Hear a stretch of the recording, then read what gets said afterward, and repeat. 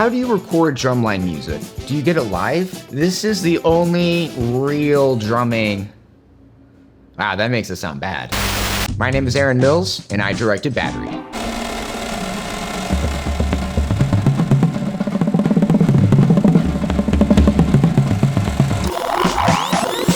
We only had 8 hours to do this, and we have a lot of stuff to get through.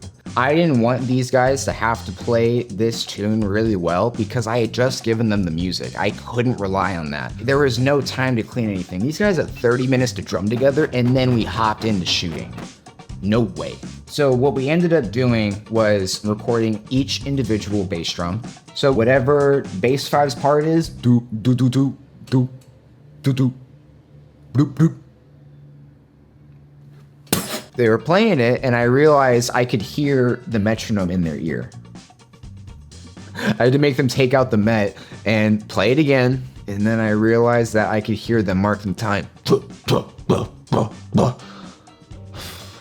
Once we figured out we couldn't have the metronome and we couldn't mark time, each of these guys had one chance to play through the whole thing.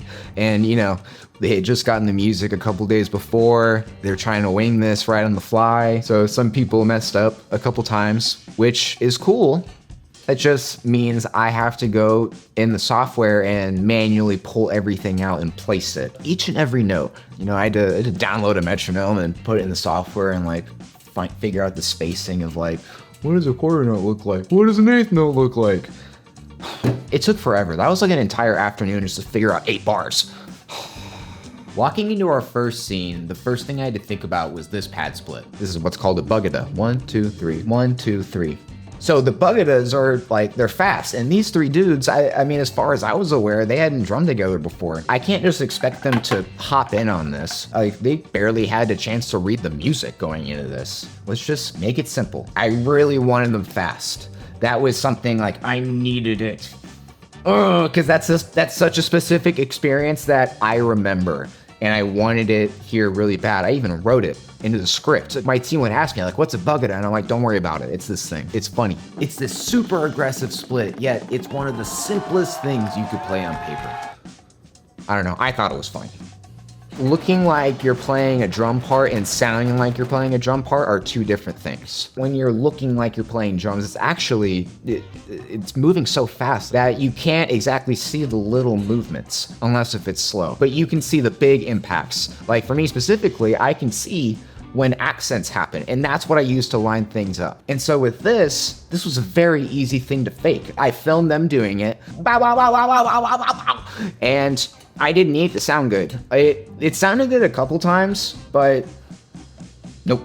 That's the other thing. I didn't want it to have to rely on them. I didn't want to have to wait for a tape where they nailed that split just so I can come in and say my line. You shouldn't have to worry about that. Everything in the movie making process is like separating things into their own individual layer. And that just makes it easier to work with.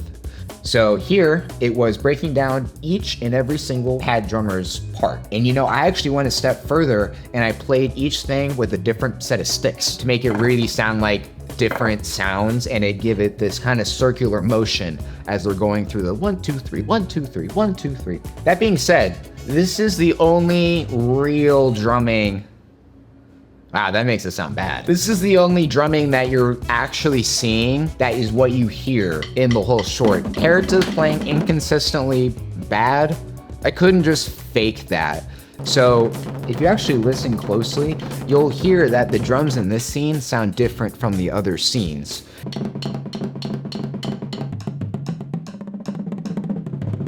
And that's because they were recorded and shown in a different setting on a different mic. And it worked out.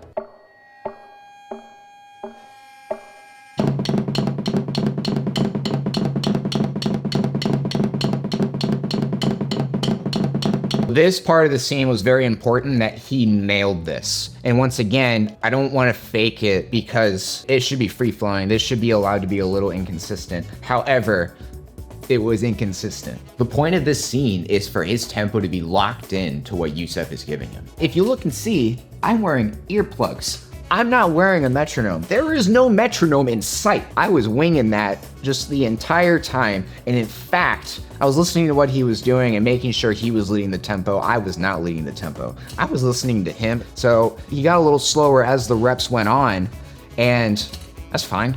So this one specifically is him playing, but it's from different takes in order to line up with all of these shots. It's tricky. You gotta really slow things down and really put things on top of each other and really just listen to it a lot and make sure it sounds consistent and that it connects.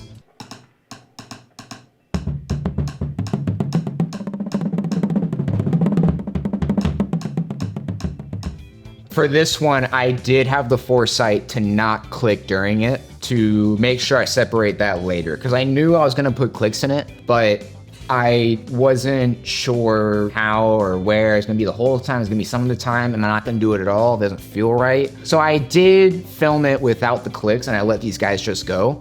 And once again, no metronome in the room. I could have, but I forgot. These guys are playing the solo, and they're playing it pretty well, but their timing was all over the place, naturally. But this was a bass solo that needed to hit, so I had to pick these shots pretty specifically to make sure they all lined up in the edit. The shots don't line up. I don't have a timeline of every single take lined up perfectly. No, they all went a little different. They all timed out a little different. When I ended up placing all of these notes in my timeline, it just didn't work.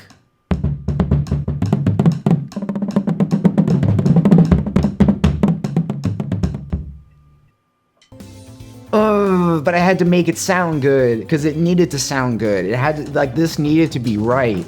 And so I have to line up with very specific shots, and maybe they didn't play it right. Like, for instance, the take I ended up using, he was a little slow on one of his entrances at the beginning of the scene, but I liked the rest of the take. The rest of the take was perfect, so I wanted to use it. So I ended up just playing with it, moving drum sounds around until the frames lined up as close as they could. It doesn't line up perfectly, but it's close enough for jazz. The last piece of the puzzle that really helped sell this, because when I listen to it, you can hear that the tempo is all over the place. You could tell.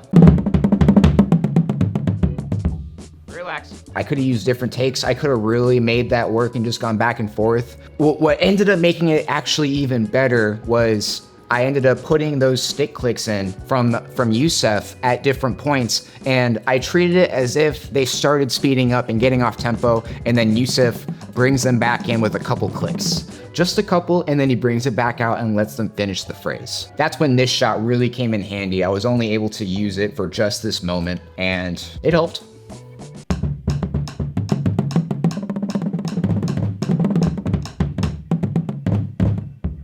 I actually didn't tell Jackson, the drummer, I didn't tell him that he had to learn the bass 4 part. I just dropped it on him.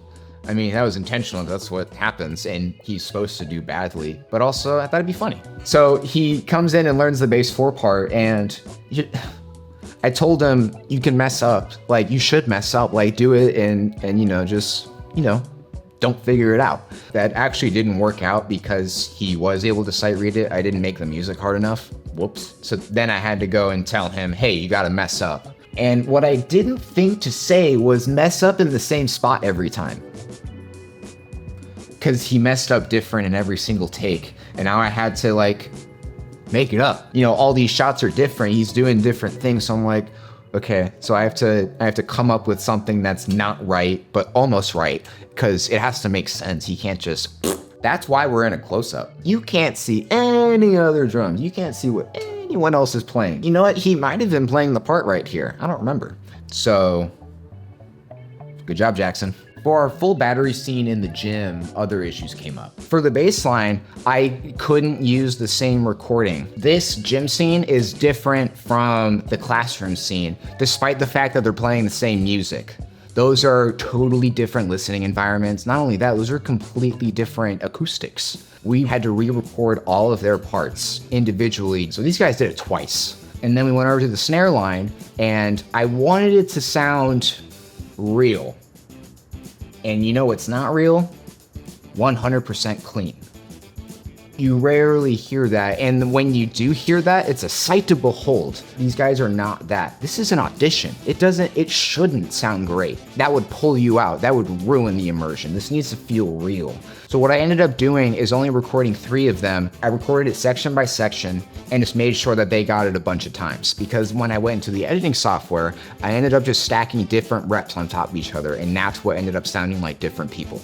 That just helps with the authenticity. Like I've said, everything in this needs to be very specific. All the sounds in here need to be very hand-picked. The way people mess up, the way people play clean, I put all of that in a very specific way, and it had to sound right in order to sell the authenticity of everything. I couldn't rely on these guys to live up to that expectation of just being the perfect auditionee. Not a perfect drum corps member, the perfect auditionee.